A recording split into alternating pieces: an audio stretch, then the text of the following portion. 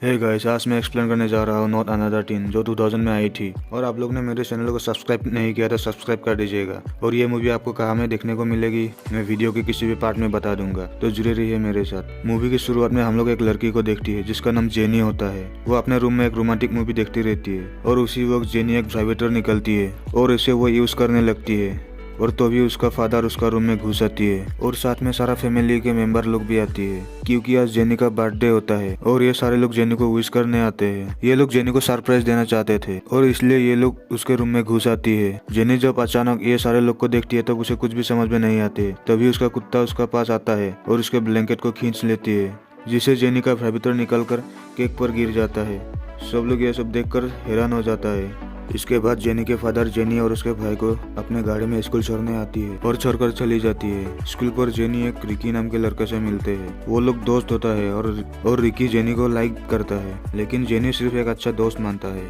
वही और दूसरी तरफ जेनी के भाई 3 दोस्तों के साथ खपाखप करने का बात करती रहती है और लड़की ढूंढती रहती है। और उसी वक्त उन लोगों के सामने से एक लड़की गुजरती है और उस लड़की का नाम एमेंडा होता है। एमेंडा देखने में बहुत ही खूबसूरत होता है और उसका सामने से गुजरने के बाद वो पागल जैसा हो जाता है। इसके बाद हम लोग जेक को देखते हैं और वो स्कूल का सबसे स्मार्ट लड़का होता है। उसके ऊपर स्कूल के सारे लड़के पागल होता है, लेकिन जेक स्कूल के एक लड़की को प्यार करते हैं जिसका नाम प्रिसिला होता है, जो स्कूल के हेड चीयरलीडर होता है। और वो जेक को पास बुलाती है और कहती है कि वो जेक से ब्रेकअप करना चाहती है क्योंकि वो अब दूसरा लड़का को प्यार करती है। जेक को ये सब सुनकर बहुत बुरा लगता है और जेक के दोस्त उसे ये कहते हैं कि प्रिसिला बहुत सुंदर है। और जेक उन लोगों को बोलता है कि प्रिसिला सिर्फ मेकअप के वजह से सुंदर दिखाई देती है। ये सुनकर जेक का दोस्त उसे शर्त लगाता है कि प्रिसिला इस साल भी प्रॉम क्वीन बनेगी। और जेक बोलता है ऐसा कुछ भी नहीं होगा। और उसी समय जेनी उन लोगों के सामने से गुजरती है और जेक का दोस्त कहते हैं कि अब तुमको जेनी को ही पटाना पड़ेगा। पर जेक ये सब करना नहीं चाहता था, पर वो ये शर्त लगाई थी इसलिए उसको ये सब करना पड़ेगा। और क्लास में हम लोग रिकी को देखते हैं जो कि जेनी को इम्प्रेस करने के लिए वो पोएम सुना रहा होता है, लेकिन जेनी को रिकी की पोएम समझ में नहीं आती है। वही दूसरी तरफ और जेनी को भाई को देखते हैं। उस हरामे के अंदर में राजपाल यादव की आत्मा घुस जाती है जो कि वॉशरूम में लड़कियों को देखने के लिए वेंटिलेटर में घुस जाती है। और उन तीनों की वजह से वेंटिलेटर टूट जाता है और वो तीनों जाकर क्लासरूम में गिर जाता है। और प्रिंसिपल को ये सब पता चल जाता है। तीनों को पनिशमेंट भी मिलता है। और लंच के टाइम में जेक जेनी के पास आकर उसे बात करने लगता है और उसे डेट में चलने के लिए पूछता है, लेकिन जेनी उसे मना कर देती है। जेक वहाँ से चला जाता है। फिर जेक फुटबॉल ग्राउंड में जाता है जहाँ हमें पता चलता है कि पहले जेक भी फुटबॉल खेलते थे, लेकिन एक बार फुटबॉल खेलते वक्त उसका गलती से उसका फ्रेंड का मौत हो जाती है और उसे सस्पेंड कर दिया जाता है। वही दूसरी तरफ और हम लोग जेनी को देखते हैं कि वो जेक के बारे में सोचती रहती है। इस बारे में वो अपने फादर से भी बात करती है। उसके फादर उसको हौसले को बढ़ाती है और उसे कहती है कि जा जेनी जा, जेक के साथ डेट पे जा। वही जेक दूसरी तरफ अपनी सिस्टर के पास जाता है। उसका सिस्टर का नाम कैटरीन होता है। जेनी को इम्प्रेस करने के लिए टिप्स मांगने के लिए उसके पास जाते हैं, पर उसका बहन उसका सारी खपाखप करना शुरू कर देती है। अरे ये क्या बात है भाई।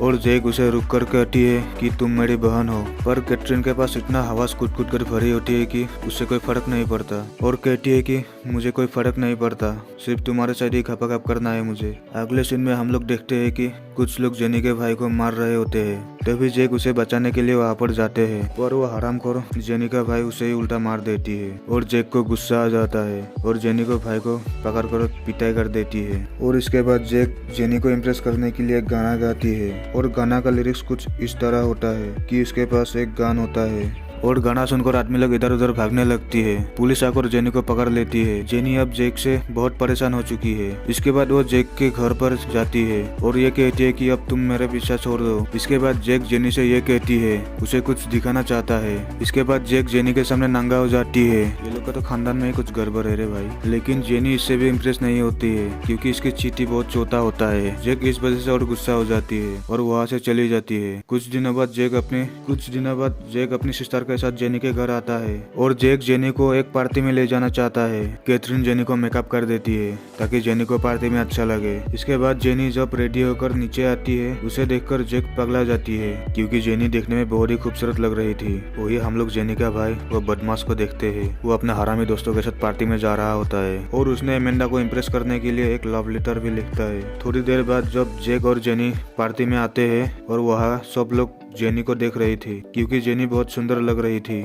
कुछ देर बाद जेनी बहुत ज्यादा ड्रिंक कर लेती है और पार्टी में उल्टी सीधी हरकतें करना शुरू कर देती है। तभी वहाँ प्रिसिला आती है और वो जेनी का सबके सामने मजाक उड़ाने लगती है, जिसे जेनी वहाँ से रोते हुए चली जाती है। रात को जैक जेनी को मनाने के लिए उसके घर पर आता है। थोड़ी देर बातें करने के बाद उन दोनों के बीच में नजदीकियां बढ़ती है और वो दोनों एक दूसरे को किस करने वाले होते हैं और अनकम्फर्ट होने के कारण वो लोग नहीं करते हैं। अगले दिन जैक जेनी के पास आता है और उसे मैच देखने के लिए इन्वाइट करता है। अब धीरे धीरे जेनी भी जैक को पसंद करने लगती है, इसलिए वो भी आने के लिए हाँ कर देती है। अगले मैच चल रहा होता है और जैक हमेशा की तरह कोने में चुपचाप बैठा हुआ होता है और इस बार जैक की टीम बहुत बुरी तरह हार जाती है और टीम की कुछ प्लेयर को चोट लगी थी, जिसके कारण कोच जैक को खेलने के लिए भेजते हैं। हर बार की तरह इस बार भी जैक कुछ अच्छा नहीं कर पाता। मैच के बाद जेनी जैक से मिलने आती है और वो उसे कहती है, तुम्हें इस तरह दुखी होना नहीं चाहिए। उसी वक्त वहाँ जैक का दोस्त अस्टिन आता है और कहता है कि तुम्हारे वजह से हमारे टीम हार गए हैं और वो इसलिए अब जेनी को सब कुछ सच बता देगा। इसके बाद अस्टिन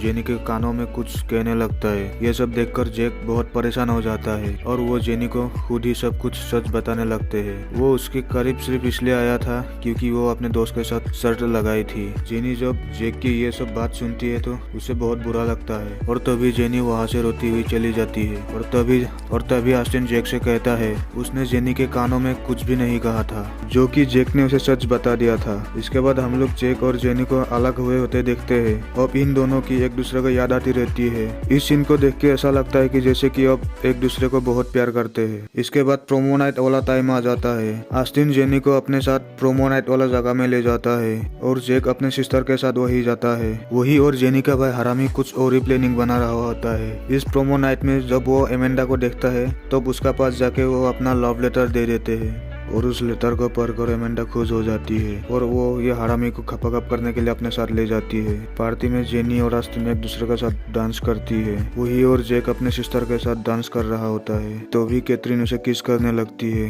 ये सब देखकर जेनी को बहुत बुरा लगता है और वो रोती हुई वहाँ से चली जाती है। तभी प्रिंसिपल एक अनाउंस करते हैं और ये अनाउंस प्रोम किंग और प्रोम क्वीन के बारे में होते हैं। इस साल का प्रोम किंग जैक को चुना जाता है। इसके बाद प्रिंसिपल प्रोमो क्वीन का नाम अनाउंस करता है और वो कहता है कि इस साल का प्रोमो क्वीन एक नहीं बल्कि 2 लड़की चुनी गई है। प्रिसिला को लगता है कि एक नाम उसका होगा और दूसरा नाम जेनी का होगा, लेकिन इस साल का प्रोमो क्वीन 2 अलग लड़की को बनाती है। ये सब देखकर जेनी अस्टिन के साथ वहाँ से चली आती है। जैक को एक दोस्त से पता चलता है कि जेनी अस्टिन के साथ खपाखप करने के लिए होटल में जा रहे हैं। उसी वक्त रिकी जैक से मिलता है और वो कहता है कि वो अभी भी जेनी को प्यार करता है। इसके बाद वो दोनों जेनी को ढूंढने के लिए निकल जाती है। जैक दौड़ते हुए होटल का रूम तक पहुँच जाती है और वहाँ रूम के पास जाता है।